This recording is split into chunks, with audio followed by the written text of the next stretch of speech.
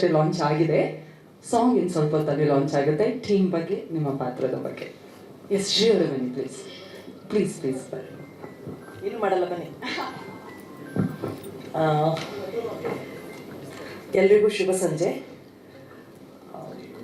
ನಾವು ಕಲಾವಿದರಾಗಿ ಸುಮಾರು ಸಿನಿಮಾಗಳನ್ನು ಮಾಡ್ತೀವಿ, ಸುಮಾರು ಪ್ರಾಜೆಕ್ಟ್ಸ್ಗಳನ್ನು ಮಾಡ್ತೀವಿ.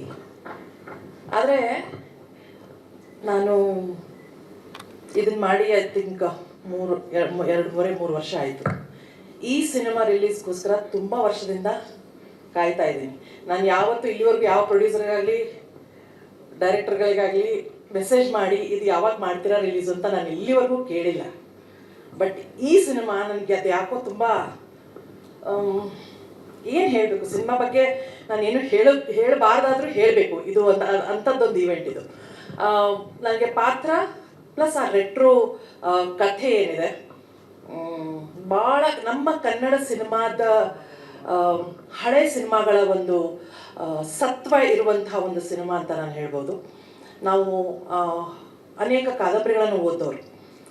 ಕಾದಂಬರಿಗಳು ಓದಿದಾಗ ಏನು ಫೀಲ್ ಬರ್ತಿತ್ತು, ಈ ಸಿನಿಮಾ ನೋಡಿದಾಗ ಆ ಫೀಲ್ ಬರುತ್ತೆ. ಇದರಲ್ಲೂ ಅತ್ತೆ ಅಜಯ್ ರಾವ್ ಅವರಿಗೆ ಅಮನ್ ಕ್ಯಾರೆಕ್ಟ್ರು, ಅವ್ರ ಜೊತೆ ನಂದಿದು 3ನೇ ಸಿನಿಮಾ. ಏನಂದರೆ ಲೋಹಿತ್ ಸರು ತುಂಬ ಬೆಂಬಡದೆ ನಾನೇ ಬೇಕು ಅಂತ ನಮ್ಮ ಮನೋಜ್ ಸರು ಪ್ರೊಡ್ಯೂಸರು ಕೇಳ್ತಾ ಇದ್ದಾಗ ನನಗೆ ಕಥೆ ಅನ್ನೋದಕ್ಕಿಂತ ಹೆಚ್ಚಾಗಿ ಅದನ್ನು the making of the film is extremely different from what we know about film till date.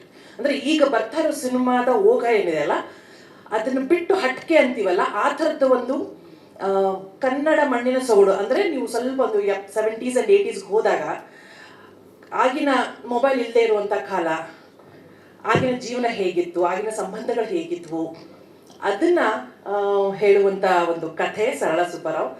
ಹೆಸರು ಎಷ್ಟು ಮಜವಾಗಿದೆಯೋ ಅಷ್ಟೇ ಮಜವಾಗಿ ಸಿನಿಮಾ ಇದೆ. ನನಗನ್ಸುತ್ತೆ ಕನ್ನಡದ ಎಲ್ಲ ವೀಕ್ಷಕರು ಇದನ್ನು ಬಹಳ ವಿಭಿನ್ನವಾಗಿ, ಬಹಳ ರಸವತ್ತಾಗಿ ಇದನ್ನು ಎಂಜಾಯ್ ಮಾಡ್ತೀರಾ. ಖಂಡಿತವಾಗ್ಲೂ ಎಂಜಾಯ್ ಮಾಡ್ತೀರಾ. ಸಿನಿಮಾ ನೋಡಿದ್ಮೇಲೆ ನಿಮ್ಗೆ ಗೊತ್ತಾಗುತ್ತೆ. ಯಾಕಂದರೆ ಕಥೆ ಜೊತೆಗೆ ಮೇಕಿಂಗ್ ಕೂಡ ತುಂಬ ವಿಭಿನ್ನವಾಗಿದೆ. ಜಾಸ್ತಿ ನಾನೇನು ಹೇಳೋಕ್ಕಾಗಲ್ಲ. That's it from me. Thank you.